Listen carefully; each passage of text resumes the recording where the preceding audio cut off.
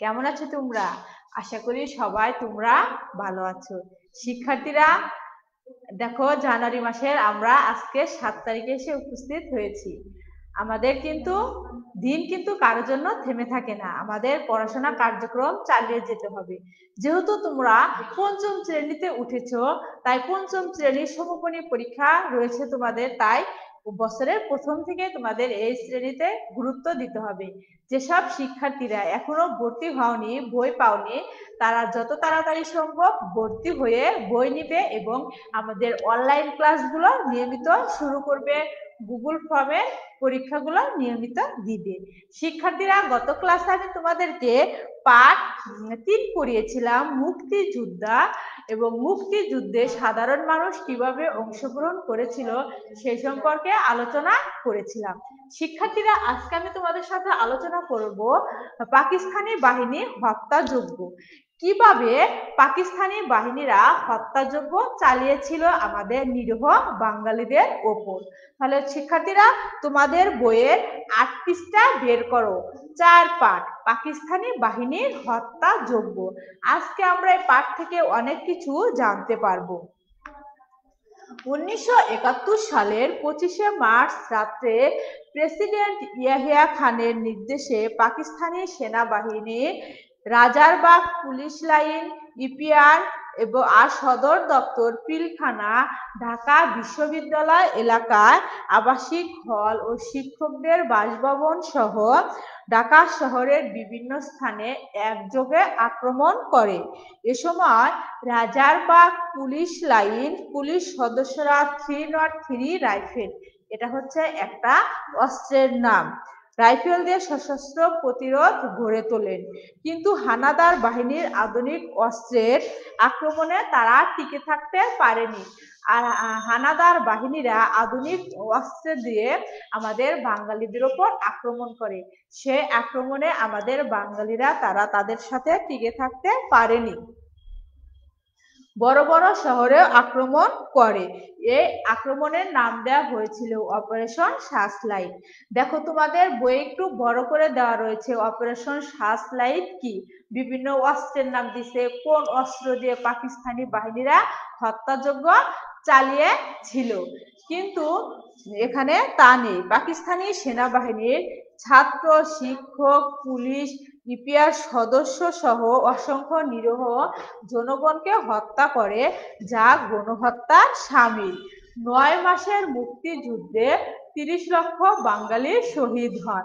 তাহলে আমরা কিন্তু জানি কতদিন যুদ্ধ স্থায়ী ছিল। 9 মাস যুদ্ধ স্থায়ী ছিল। আর কতজন মানুষ মারা যায়? 30 লক্ষ বাঙালি শহীদ হন।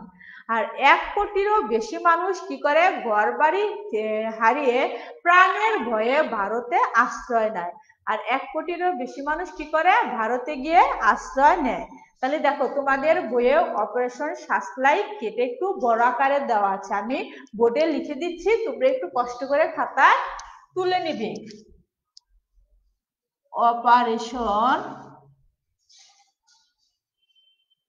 অপারেশন কি বলছি বলো তো?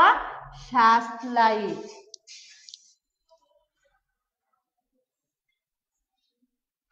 সার্চলাইট।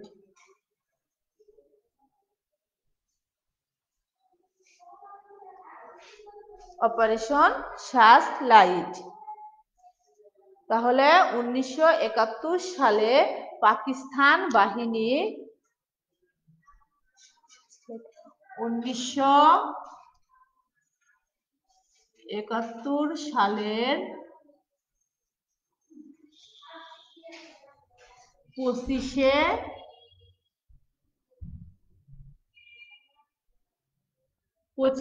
মার্চ রাত্রে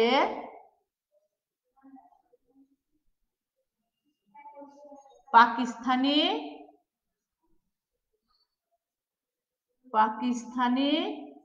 সেনাবাহিনী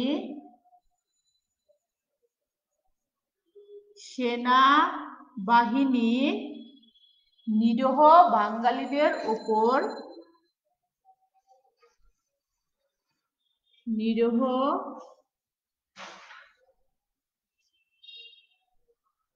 বাঙালিদের ওপর যে আক্রমণ চালায়,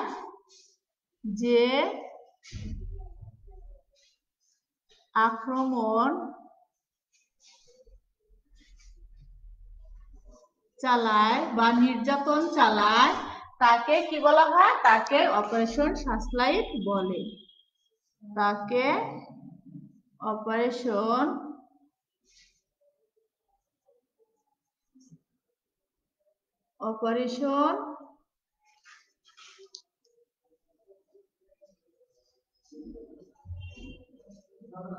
সার্চলাইট বলে। তাহলে তোমাদের বই কিন্তু একটু বড় রয়েছে, এই জন্য যাতে তোমরা সহজ করে লিখতে পারো সেটা বলে দিলাম। তারপরে দেখো এখানে তাহলে আমরা কিন্তু একটা ছোট প্রশ্ন পেয়ে গেলাম। কতদিন যুদ্ধ স্থায়ী ছিল? দীর্ঘ ৯ মাস যুদ্ধ স্থায়ী ছিল। যুদ্ধে কতজন লোকের জীবন হারায়? প্রায় বলছে প্রায় ৩০,০০০, ৩০ লক্ষ। তাহলে দেখো শিক্ষার্থীরা, প্রায় মানে কি ৩০ লক্ষর বেশি হতে পারে, কমও হতে পারে। ৯ মাস মুক্তিযুদ্ধে ৩০ লক্ষ বাঙালি শহীদ হয়। আর এই যুদ্ধের সময় ১ কোটিরও বেশি মানুষ কি করে? ঘরবাড়ি হারিয়ে ভারতে আশ্রয় নেয়। তাহলে ভারতে কতজন মানুষ আশ্রয় নেয়? ১ কোটিরও বেশি মানুষ তাদের ঘরবাড়ি হারিয়ে ভারতে আশ্রয় নেয়। দেখো মুক্তিযুদ্ধের সময় একটা ব্রিজ ভেঙে গিয়েছিল, যুদ্ধ বিধ্বস্ত হয়েছিল। সেই ব্রিজটার নাম কি? সেই ব্রিজটার নাম হচ্ছে হার্ডিঞ্জ ব্রিজ। দেখো শিক্ষার্থীরা, এই যে তোমাদের বইয়ে একটা ব্রিজ রয়েছে, আর এটা হচ্ছে ব্রিজের এই ছবি, হার্ডিঞ্জ ব্রিজ। তারপরে দেখো এদেশে কিছু মানুষ মুক্তিযুদ্ধের বিপক্ষে অবস্থান করেছিল।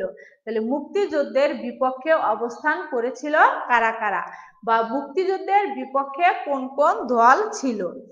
তারা শান্তি কমিটি, রাজাকার, আল বদর, আল শামস নামে বিভিন্ন কমিটি ও সংগঠন গড়ে তোলে। তাহলে মুক্তিযুদ্ধের বিপক্ষে কোন কোন দল ছিল? তাহলে কে কে ছিল? রাজাকার,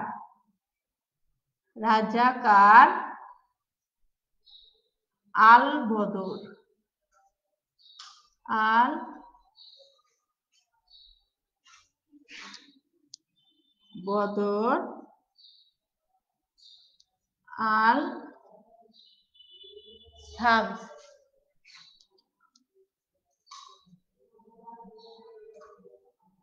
আল শামস। শান্তি কমিটি,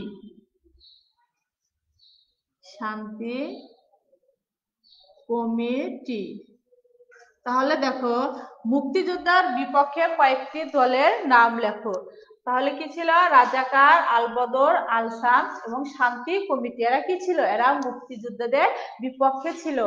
আমরা যারা বাঙালি দেশকে শত্রুমুক্ত করার জন্য যুদ্ধ করেছিলাম, তারা আমাদের বিপক্ষে ছিল। এরা মুক্তিযোদ্ধাদের নামের তালিকা তৈরি করে দিয়েছে। পাকিস্তানি বাহিনীরা যে এসেছিল, তারা তো আর জানে না যে কারা কারা মুক্তিযোদ্ধা করে, কারা কারা দেশের জন্য কাজ করছে, আর এই বাহিনীগুলা কি করছে? তাদেরকে সাহায্য করেছে। মুক্তিযোদ্ধাদের নামের তালিকা তৈরি করে দিয়েছে, রাজাকার হানাদারদের পথ চিনিয়ে দিয়েছে। রাজাকাররা তো আমাদের দেশের রাস্তাঘাট তেমন ভালোভাবে চিনতো না, আমাদের হানাদারদের পথ চিনে দিয়েছে, বাসা বুঝিয়ে ধ্বংসযজ্ঞ চালাতে সাহায্য করেছে। আমাদের বাসাও তারা বুঝতো না, তারা আমাদের বাসাটাকেও বুঝিয়ে দিয়েছে। মুক্তিযুদ্ধের শেষের দিকে ডিসেম্বর মাসে পাকিস্তান হানাদার বাহিনী এদেশকে মেধাশূন্য করার পরিকল্পনা করে। 10ই ডিসেম্বর থেকে 14ই ডিসেম্বরের মধ্যে তারা অনেক গুণী শিক্ষক, শিল্পী, সাংবাদিক, চিকিৎসক এবং কবি ও সাহিত্যিকদের ধরে নিয়ে হত্যা করে। তাদের স্মরণে প্রতি বছর 14ই ডিসেম্বর শহীদ বুদ্ধিজীবী দিবস পালন করা হয়। এখানে কিন্তু আরেকটা জিনিস পেয়ে গেলাম। কিসের জন্য শহীদ বুদ্ধিজীবীদের হত্যা করার পরিকল্পনা করে? আমাদের দেশকে মেধাশূন্য করার জন্য, আমাদের দেশে যেন আর কোনো জ্ঞানী, গুণী, শিল্পী, ডাক্তার, শিক্ষক এগুলা না থাকে। তারা একটা পরিকল্পনা করে যে বাঙালিদেরকে মেধাশূন্য করতে পারলে আমরা কি হব, জয়ী হব। সেজন্যই তিনি এই পরিকল্পনা করে। তাহলে কবে শহীদ বুদ্ধিজীবী দিবস পালন করা হয়? 14ই ডিসেম্বর। 14ই ডিসেম্বর 14ই ডিসেম্বর শহীদ বুদ্ধিজীবী দিবস